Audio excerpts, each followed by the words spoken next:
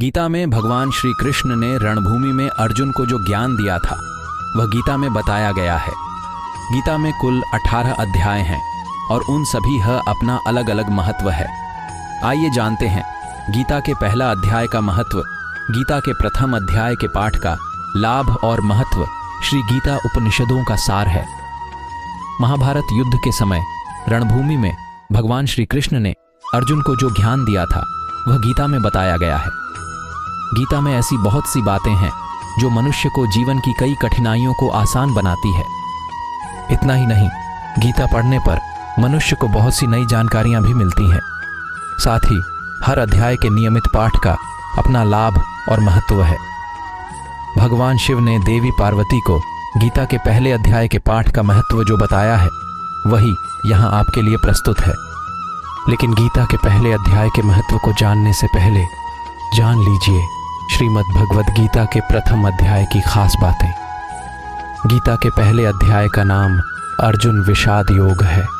इस अध्याय में कुरुक्षेत्र के मैदान में उपस्थित बंधुओं और संबंधियों को सामने देखकर अर्जुन के मन में उठे विषाद और मनस्थिति का वर्णन किया। हे गीता प्रथम अध्याय का महत्व। एक समय पार्वती जी ने पूछा, है महादेव जी, किस ज्ञान के बल पर संसार के सब लोग आपको शिव कहकर पूछते हैं? मृगछाला ओढ़े और अपने सभी अंगों में शमशान की विभूति लगाएं, गले में सर्प और नरमुंडों की माला पहने हुए हो, इनमें तो कोई भी पवित्र नहीं, फिर आप किस ज्ञान से पवित्र माने जाते हैं? तब महादेव ने उत्तर दिया कि हे प्रिय सुनो, मैं गीता ज्ञान को अपने हृदय में धारण करने से पवित्र माना जाता हूँ।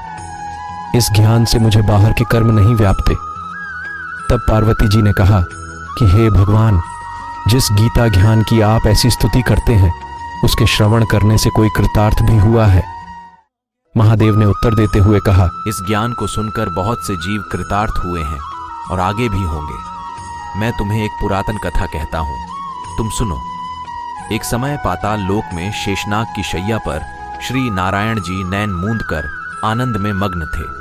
उस वक्त भगवान के चरण दबाते हुए लक्ष्मी जी ने पूछा, हे प्रभु, निद्रा और आलस्य तो उन पुरुषों को व्यापता है जो जीव तामसी होते हैं, फिर आप तो तीनों गुणों से अतीत हो। आप तो वासुदेव हो, आप जो नेत्र मूंद रहे हो, इससे मुझके बड़ा आश्चर्य है। नारायण जी ने उत्तर देते हुए कहा थी, हे लक्ष्मी, मुझको निद्रा आलस्य नहीं व्यापता। एक शब्द रूप जो भगवद गीता है उसमें जो ज्ञान है उसके आकार रूप है। ये गीता शब्द रूप अवतार है। इस गीता में यह अंग है।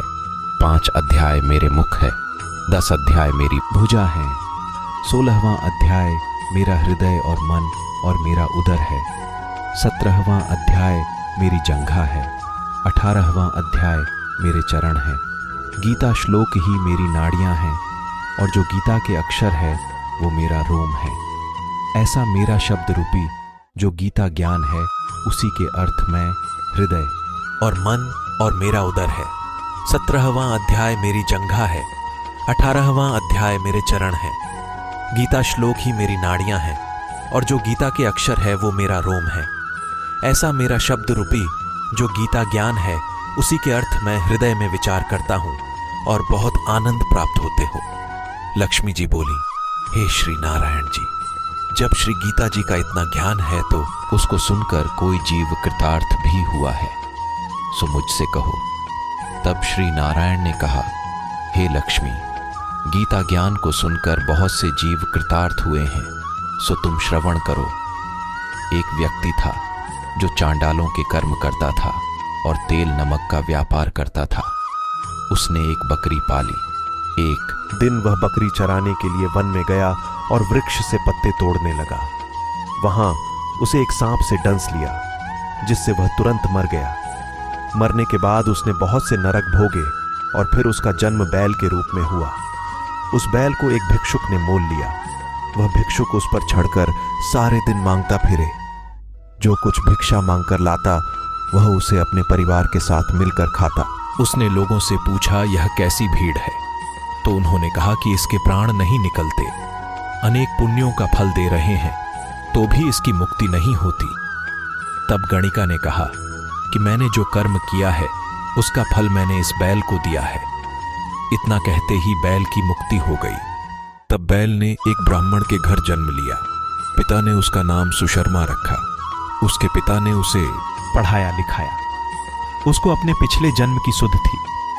उसने एक दिन मन में विचार किया, जिस गणिका ने मुझे बैल की योनि से छुड़ाया था उसका दर्शन करूं। विप्र चलते चलते गणिका के घर गया और कहा, आप मुझे पहचानती हैं? गणिका ने कहा, मैं नहीं जानती तुम कौन हो। तब उसने कहा कि मैं वही बैल हूं जिसको आपने अपने पुण्य दिए थे। तब मैं बैल की योनि से छूटा था। अब मैं विप्र के घर जन्म हूं। आप अपना पुण्य बताएं। गणिका ने कहा कि मैंने अपने जाने पुण्य नहीं किया, परंतु मेरे घर एक तोता है। वह रोज सवेरे कुछ पढ़ता है। मैं उसका वाक्य सुनती हूं। उस पुण्य का फल मैंने तुम्हें दे दिया। उस पुण्य का फल मैंने तुम्हें दे दिया। तब विप्र ने तोते से पूछा कि तू सवेरे क्या पढ़ता है? तोते ने कहा, मैं पिछले जन्म में विप्र का पुत्र था। मेरे पिता ने मुझे गीता के पहले अध्याय का पाठ सुनाया करते थे।